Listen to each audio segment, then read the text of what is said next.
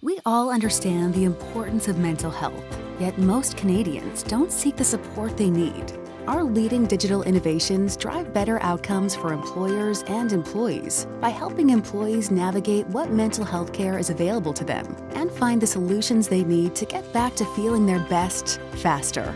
We also have a team of organizational health consultants who can work alongside you every step of the way. Learn more about Sun Life's commitment to mental health.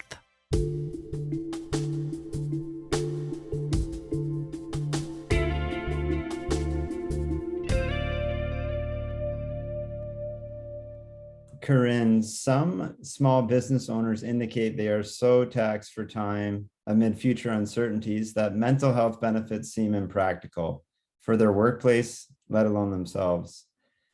Are small business owners properly equipped to manage this crisis? And if not, what further supports might they be looking for?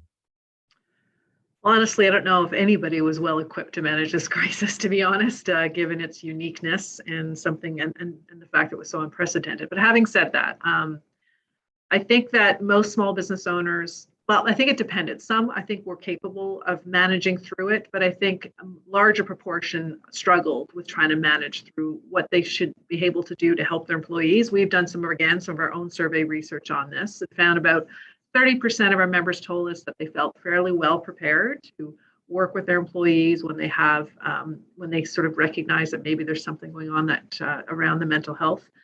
But there's still over 50%, and then that are telling us that they're not well prepared, that they're not really sure what to do. And what's interesting about working in a small business is, often there's, when you're talking about a business that has 5, maybe 10 employees at the most, the owner knows all their employees. They have a relationship one-on-one with them. And sometimes that's a good thing in terms of being able to recognize there's something a little off here, and maybe having that conversation would just be that much easier. So there's that advantage, I think, to smaller companies. But at the same time, if you want to get sort of external help and try to get other types of resources to help you, it's very difficult for a smaller firm to find those kinds of resources.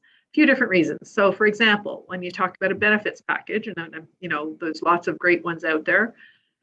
When you're a 5-person business, it's difficult to find a package that fits your business that's affordable. On top of that, if you can even find one, so there's that sort of issue.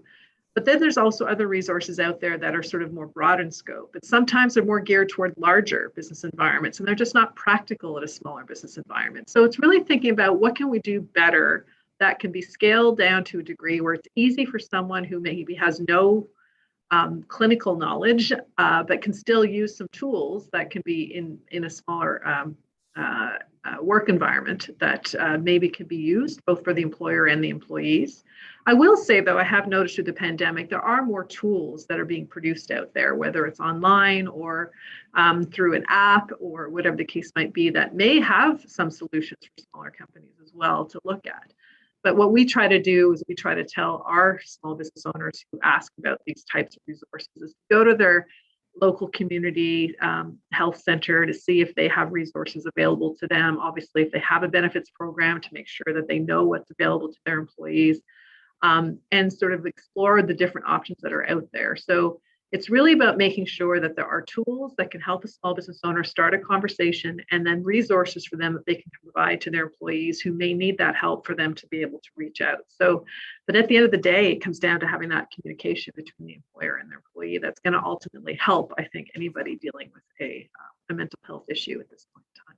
Especially with the 3 to 10, 15 employees where Corinne and Lisa mentioned about, the employers are wearing so many hats. They're trying to they're all around with everything that's going on within their business.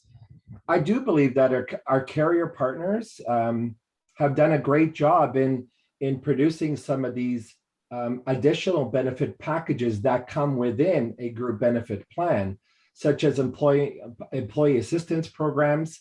Some are even coming out with employer assistance programs. There's, pocket pills for medicine. There's Lumino that Sun Life has that I think has been fantastic. And those are some wonderful additional benefits that have been add-ons that aren't not necessarily a huge cost, that is added to a benefits program, because a benefits program, especially to the smaller businesses, it's an expensive item for them to add on to their bottom line. And so many of them are doing it, but those little extras like employment assistance programs go a long way. And I think we as consultants and carriers, I think could do a little bit of a better job to try to get that out to the business owners, but more to the employees, because I think it's getting to the business owners, but it doesn't really filter down to the employees as well as it should. Though I will say during COVID, I've probably seen it, not probably, I have seen it work better than I've ever seen it work before.